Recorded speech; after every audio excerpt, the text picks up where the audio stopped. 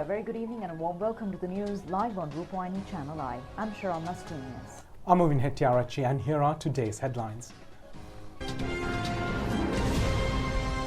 Postal voting takes place for the third day. The number of cured COVID-19 infected patients in Sri Lanka exceeds 2,000. The years 2021 to 2030 has been declared as Sri Lanka's skills development decade. Latest technology to multi-day trawlers to prevent the rotting of the fish harvest. Relief for electricity bills of March, April and May.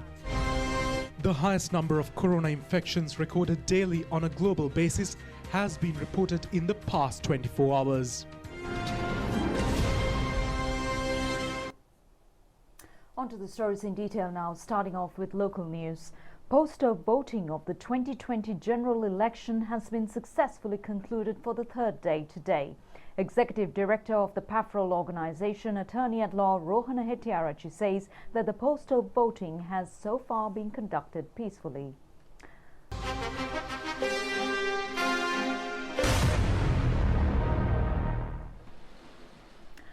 Marking of the postal ballots of the general election 2020 has commenced on the 13th of this month. In the first day of voting, staffs of all medical officers of health have been accorded the opportunity to cast their votes. Postal voting of yesterday and today was reserved for government employees other than those government employees who are directly involved in the election process. Postal voting opportunities will be accorded to officials of police stations, 3 armed forces, Civil Defence Department tomorrow and the day after.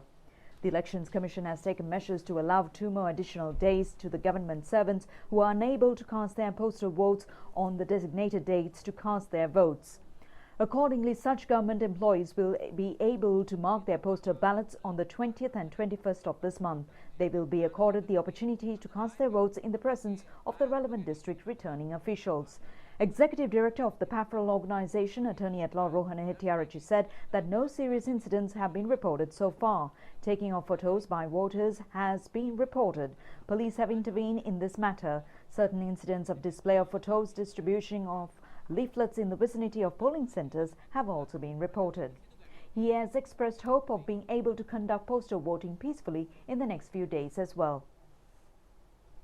The PAFROL organization says that all postal voting have been conducted according to quarantine regulations. Executive Director of the PAFROL organization, Attorney-at-Law Rohana Hettiarachi said that according to the observations of 98.2% of all postal voting centers have conducted voting according to all health guidelines. Postal voting in the Colombo district has been successfully conducted for the third day. Postal voting has been conducted in all district education officers and divisional education officers in the Puttalam district. Puttalam district secretary Chandra Siri Bandara said voting has been conducted peacefully. There are 14,267 registered postal voters in the Puttalam district. Returning official Saman Bandulasena says that percentage of postal voting in the Vanni district was at 90%. Upon inspection of several postal voting centers in the district, he added that government employees have cast their votes according to health instructions. Postal voting in the Kurunegala district has also been successfully conducted for the third day. Not a single complaint has been reported relating to voting in the 30 divisional secretariat divisions and other state institutions where voting has taken place. There are 74,565 registered postal voters in the Kurunegala district. Meanwhile, the chairman of the Elections Commission, Mahinda Deshapriya, said that those who have not cast their postal votes due to quarantine reasons should not by any means be afraid of those who cast their postal votes. He further said that if the need arises, they will allow those who are unable to cast their postal votes tomorrow to do so on the 4th of next month. He added that therefore one should not be scared to vote just because they were in quarantine centers or subjected to self-quarantine. Chairman of the Commission further said that officials connected to agriculture in a certain postal voting center in the northern western province have attempted to vote disregarding instructions of assistance returning official. He further said that the laws are necessary to control lawless persons and he also said that their commissioners are acting with dedication to conduct the poll in an appropriate manner on the 5th of August.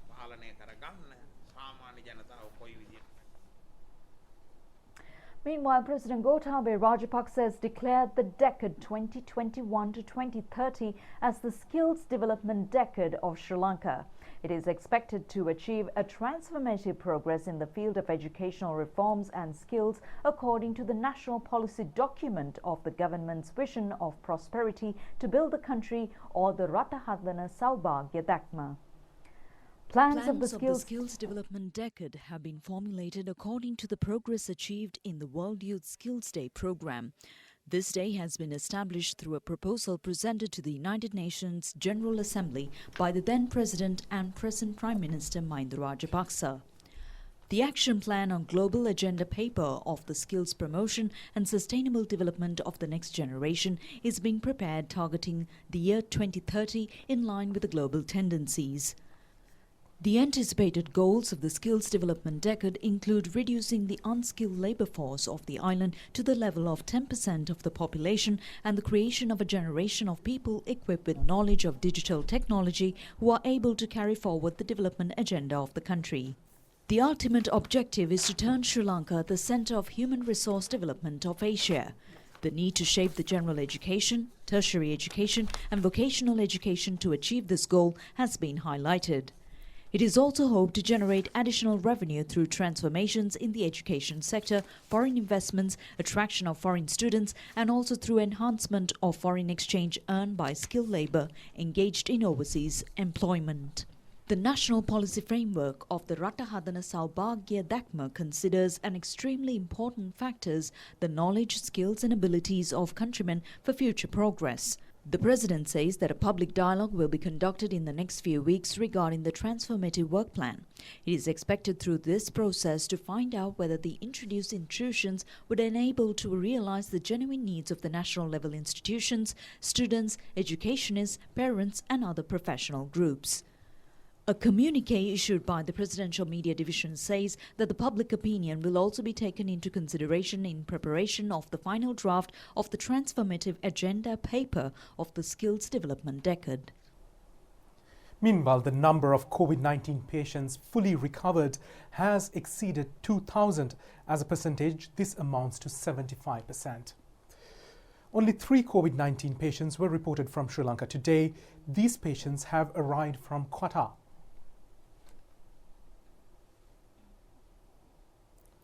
Director General of Health Services Specialist Physician Dr. Anil Jayasinghe said that the most important thing is officials holding the responsibility in their respective offices. Special concern should be made to look into the disease conditions, including respiratory problems. 2001 corona patients who were cured have left. As a ratio, this is 75%. 656 patients are still receiving treatment in hospitals. As a percentage, this is 24.58. මේ සේවා ස්ථානවල එක ඒකක ගත්තොත් එහෙම ඒ ඒකක හැකියතාක් දුරට වෙන් වශයෙන් පවත්වා ගැනීම ඒ වෙනම ඒකකවල අය හමු නොවි වෙන් වශයෙන් පැමිණ පිටවීමේ ක්‍රමවේදයන් සැදීම අවශ්‍ය වෙනවා. Army Commander Lieutenant General Shavendra Silva said that all PCR tests regarding those connected to Kandikadu Treatment and Rehabilitation Centre have been completed. The staff of the centre are currently undergoing quarantine. The PCR reports of these persons being received. He also said that when they find COVID patients in a certain town, they will inform such detections to the Director General of Health and Public Health Inspectors. Thereafter, the contacts of such patients will be explored.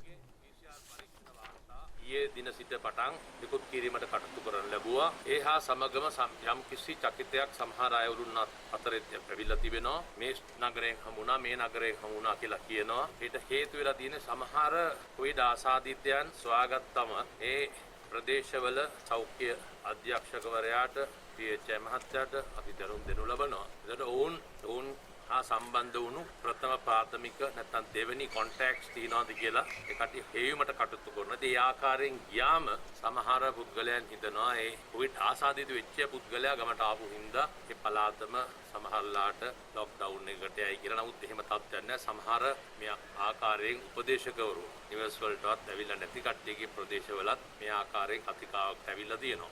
ප්‍රවෘත්ති දෙපාර්තමේන්තුව විසින් සෑම විටම අවශ්‍ය සියලුම තොරතුරු අපගේ ශ්‍රී ලාංකික ජනතාව වෙත මාධ්‍ය වෙත නිකුත් කරනු ලබනවා. ඉතින් ඒ කියන ඒවා අරුණම අනිත් ඒවා විශ්වාස කරන්න එපා කියලා අපි තාමත් කාරණා කිල්ලා.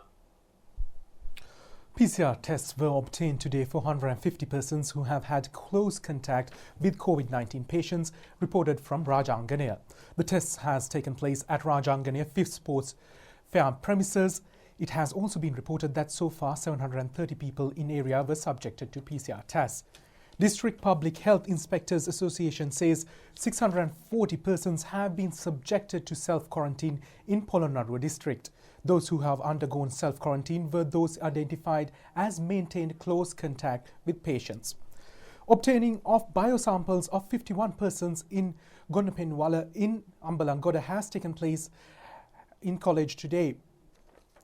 PCR tests were also conducted on 30 persons in Hikkaduwa, Radgama and Dondaduwa areas today. Upon confirmation of affliction of COVID-19 disease, an instructor at the Kandekadu Rehabilitation Centre, these persons were subjected to tests using a mobile test vehicle at Hikkaduwa.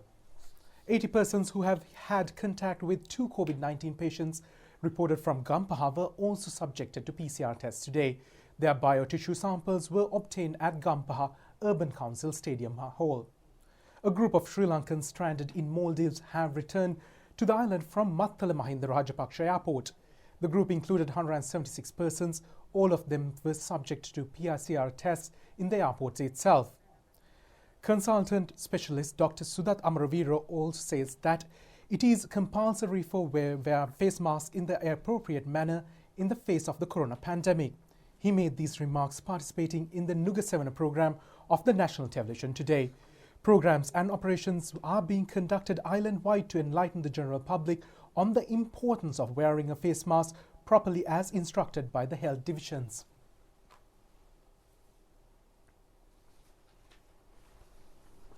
Measures have been taken to introduce latest technology to multi-day craft with the objective of bringing to the shore the fish harvest of fishermen without being subjected to decaying. A lower quantity of fish harvest being brought to the land through multi-day craft confirms to required standards.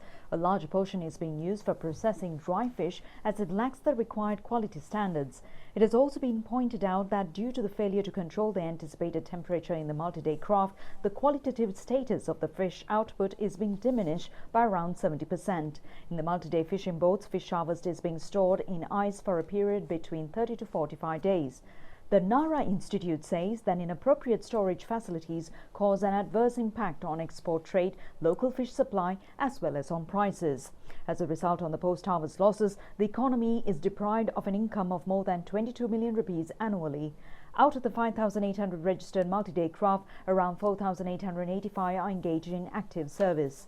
Measures have been taken to introduce the new technology as the multi-day craft do not have adequate cold room and storage facilities.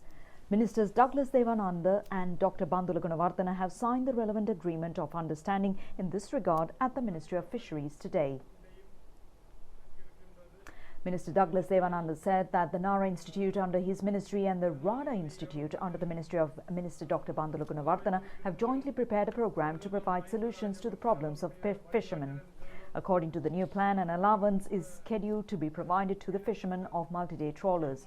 He has also expressed hope that this program being carried out under the inspection of the President and the Prime Minister Mahinda Rajapaksa would become beneficial for multi-day craft fishermen.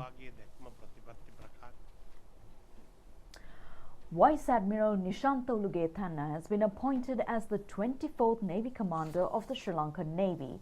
President Gotabaya Rajapaksa, in his capacity as President and Commander-in-Chief of the Armed Forces, has promoted Nishanta Ulugethanna to the rank of Vice Admiral. He has received his letter of appointment from President Gotabaya Rajapaksa this morning. The new Navy Chief, after being appointed to the post, held a traditional discussion with the President Gotabaya Rajapaksa. Thereafter, the new Navy Chief, Vice Admiral Nishanta Ulugethanna, arrived at the Navy headquarters. A special guard of honor was conducted in honor of the new Navy commander. The traditional handing over of the sword and handing over of duties took place at the Navy Commander's office by the former Navy Commander Admiral P.L. De Silva. The new Navy Chief has commenced official duties amidst all religious blessings.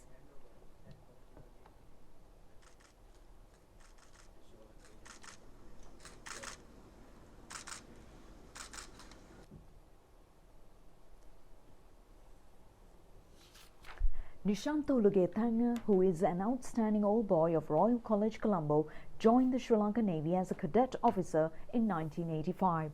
Upon undergoing training, he was assigned for duties in the authority in his capacity of a sub-lieutenant in the year 1987. He was promoted to the rank of Rear Admiral in 2015 based on his seniority. Vice Admiral Ulugetana is a specialist on weapons and missile activity. He is a member of the pioneering team that introduced missile technology to Navy vessels. During his 35 years of professional career in the Navy, he held many positions including Director of the Naval Intelligence, Director of Naval Weaponry, and Commander of the Western Command.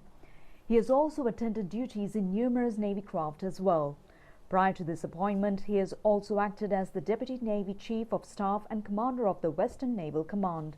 He is also an official felicitated with many medals including Ranashura Vishishta Seva Vibhushana and Uttama Seva. Former Navy Commander Admiral Pierre de Silva retired today, completing 36 years of service.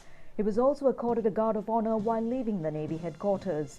The Navy officials have extended their honor to the former Navy chief by lining along the path when he left the premises in a motorcade of Navy vehicles.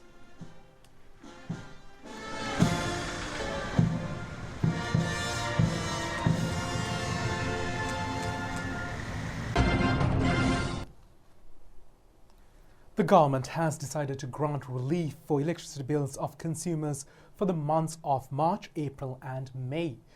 The consumers will be accorded the opportunity to make the relevant payments for the month of February or for the lowest amounts of the bills in the following months. He made these remarks at a media briefing in Colombo today. Minister Mahinda Amaravira said that only amounts similar to 3 months following the February are being levied. There is a grace period of 2 months to settle the amounts. Accordingly, the board releases a loan of 3,000 million rupees on behalf of the consumers. He added that they have responsibility to safeguard the consumers. The minister further stated that in some instances, the electricity bills for the relevant months have increased by 3- or 4-fold.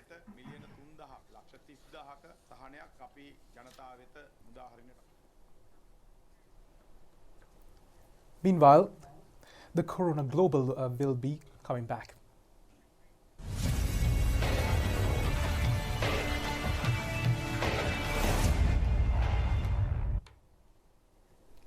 In the World Roundup, the global tally of the coronavirus cases have increased over 217,000 in the last 24 hours. More than 13.5 million people around the world have been diagnosed with COVID-19.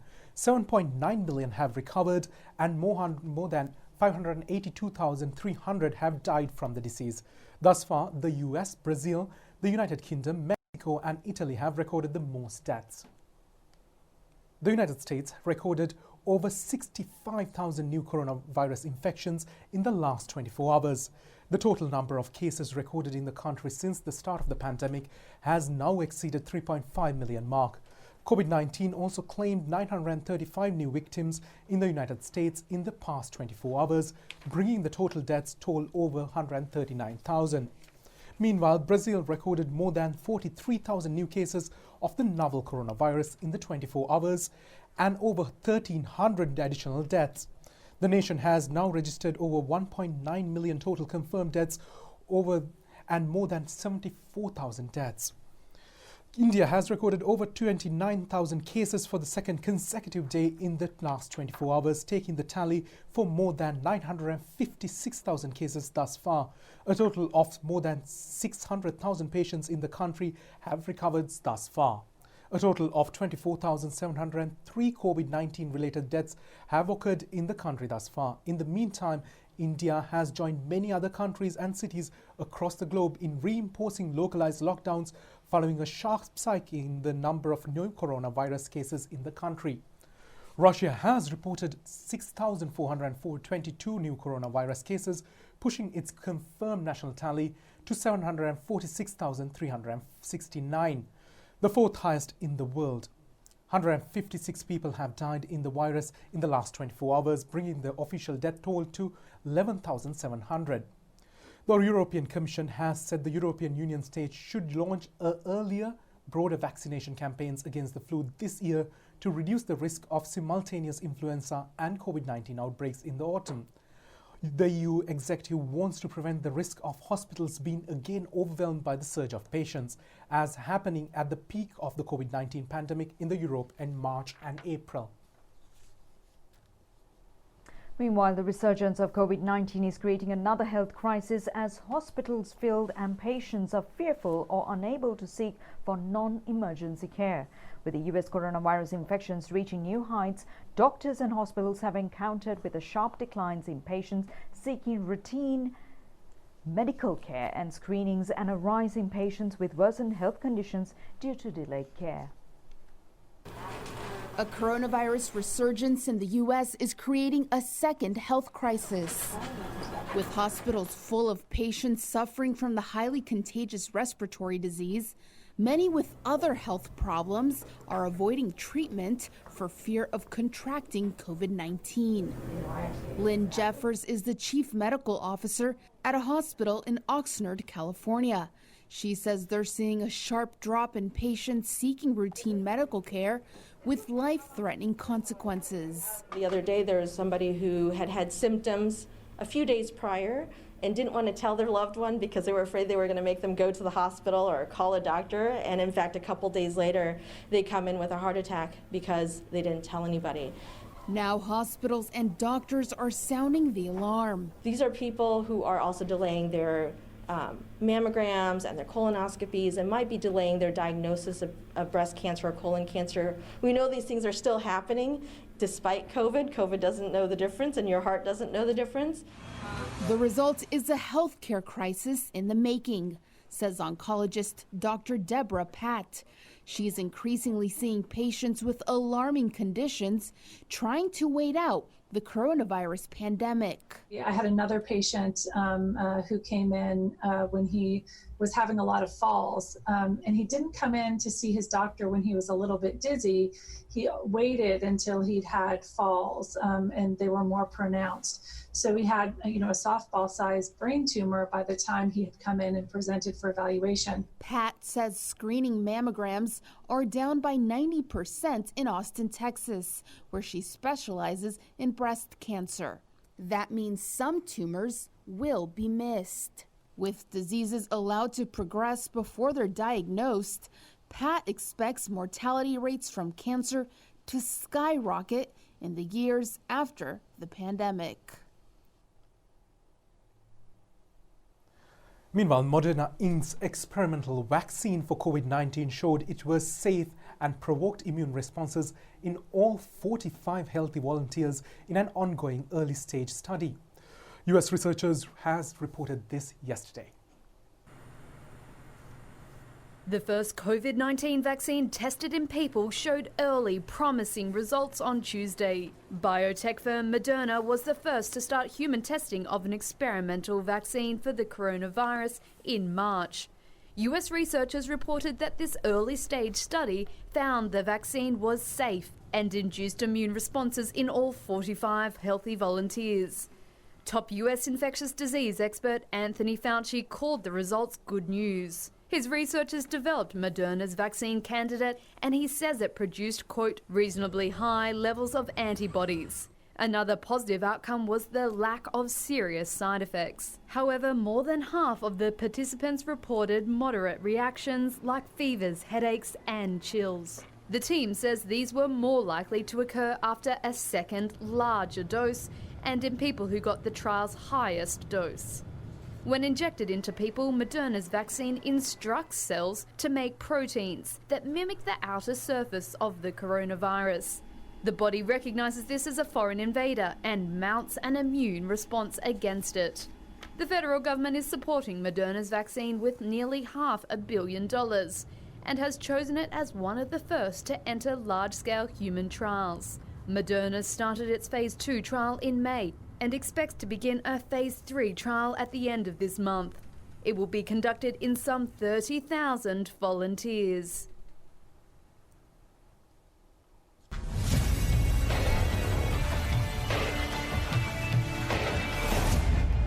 Balance of the Itukama COVID-19 Healthcare and Social Security Fund has now surpassed 1,491 million rupees. WG Jaini Tilakshana Karunaratna, a girl child, has donated 3,000 rupees to the fund. The sum was handed over to the President Gotabaya Rajapaksa by Prime Minister Mahinda Rajapaksa. In addition, Ceylon Shipping Corporation has donated more than 196,000 rupees. Sri Lanka Ports Authority has donated 18 million rupees. Health Workers of Dambulla Municipal Council has directed a contribution of worth 76,000 rupees to the fund. Further, S.A. Vihanga Dhammasiri Senarath, a girl child, has also donated to the fund. Central Provincial Education Department has donated 10 million rupees and the public officers of the Central Province has donated 133,000 rupees. R.R. Navaratna and Senuri Prabodhini, a girl child, has also made contributions to the fund. Ukuwela Pradesh Sabha member MGM Jayampati Antipola has donated 15,000 rupees and all donations have been forwarded to the President. In addition, the Kandy National Hospital has donated 2 million rupees, Bronte Lanka Private Limited has donated 200,000 rupees, Ministry of Fisheries and Aquatic Resources has donated 187,000 rupees, Alcott Mawata Kalepola Small Traders Welfare Society has donated 50,000 rupees and the Department of Pensions has donated 195,000 rupees. Further 217,000 rupees have also been donated by the Ministry of Fisheries and Aquatic Resources Development and the Puttanam Divisional Secretariat has donated 105,000 rupees. Another 200,000 rupees has been donated by Dr. R.M.J. Navina and Ududumbara Divisional Secretariat has donated 46,000 rupees. Another sum of 155,000 rupees has been donated by the Office of the Regional Director of Health Services of the Kandy District. Further, the Assistant Secretary of the Public Service Commission, Mrs. B.D.Y.R. Vimalaratna, has donated 15,000 rupees to the fund. Deposits can be made to the website www.itukama.lk or by dialing #207#. Turkey marked the 4th anniversary of the July 15th failed coup attempt against the Turkish government, with ceremonies and events remembering its victims. President Recep Erdogan, accompanied by civilian veterans, laid a wreath at the memorial in the presidential complex in Ankara and prayed today to commemorate the crushing of the coup, including one at the parliament. Attendees were wearing masks as the event took place amid the COVID-19 pandemic on July 15th. In 2016, several factions within the military attempted to overthrow the President Erdogan's government using tanks, warplanes and helicopters. A total of 251 people were killed and around 2,200 were wounded. As the coup plotters fired people and bombed the parliament and other government buildings, reports have indicated around 35 alleged coup plotters were killed. Turkey accused Turkish cleric Fethullah Gulen of the coup attempt, and more than 130,000 people were terminated from public service through emergency decrees in connection with the failed coup. Turkish ambassador to Sri Lanka, Rakib Dimat Sekilsialago, issued a statement in commemoration of the anniversary of the July 15th failed coup attempt against the Turkish government.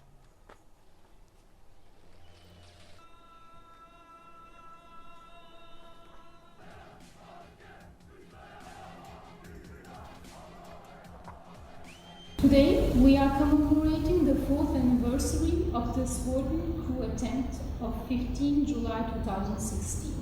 On that date, Fethullah Gülen and his followers tried to capture the Turkish Republic.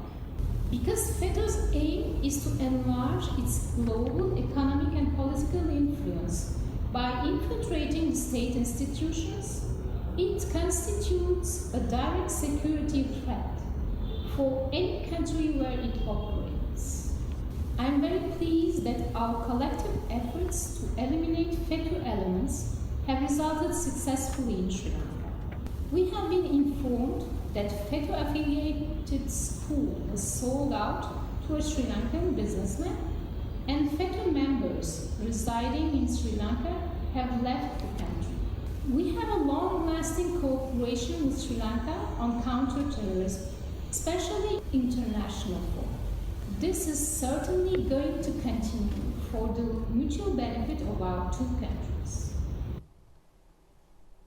Meanwhile, a media briefing of the Sri Lanka Podujana Peramuna Kaluthara district candidates was conducted today. Former parliamentarian Rohita Begunawardena said that they don't know whether Sajid Premadasa would say 2 or 3 days prior to the polls that he had found a vaccine for corona. He might also say that he would inject the vaccine if he was elected to power. Ranil Wickremesinghe is also saying that he could control corona. Rohita Begunawardena further said that Ranil Wickremesinghe remained as Prime Minister, neither they nor the voters would have existed today.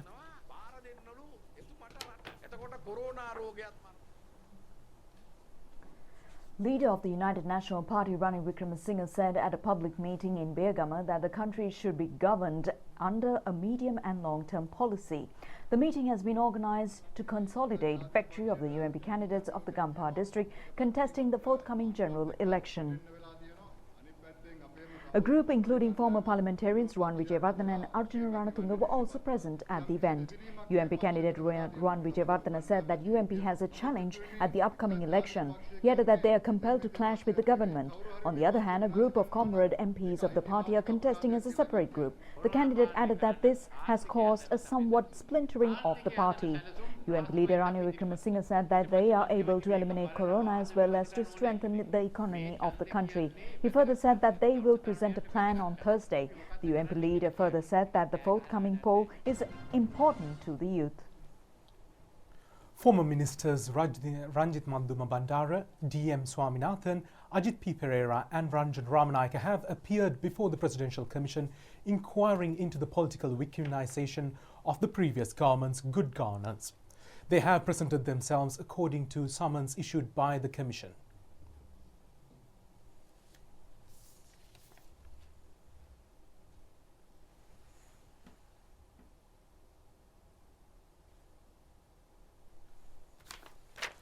The summons were issued in connection with the revelation of facts giving evidence of a complaint filed before the Commission by Rear Admiral D.K.P. Dasanayake of the Sri Lankan Navy. The Navy official has filed the complaint in connection with submitting a case at the 3-member panel of High Court judges in Colombo on false evidence. Former Supreme Court Judge Upali Abeyaratne has presided over today's session. The other members are former Appeals Court Judge Chandra Jayathilaka and former IGP Chandra Fernando. President of the Commission has granted permission to provide relevant copies of evidence and other documents pertaining to the complaint subjected to a fee according to the request of the respondents. President of the Commission, former Supreme Court Judge Upali Abeyaratne has also instructed all those who received summons to reappear before the court on the 10th of the next month. Meanwhile, 2 other senior DIGs, Ravi Senaviratne and Ravi Vaidya-Lankara, who have also received summons, have also appeared before the Commission. The Presidential Commission, looking into the political discrimination of previous Yahapalana government, has also ordered today for the reappearance of 3 officials of the Police Financial Crimes Investigation Division before the Commission on the 29th of this month. These officials were engaged in an inquiry into the incident of releasing gold in the custody of the customs for a gold statue placed at Sandahiru Mahasaya. That's it for tonight's English News Update. Thank you for joining us. Good night.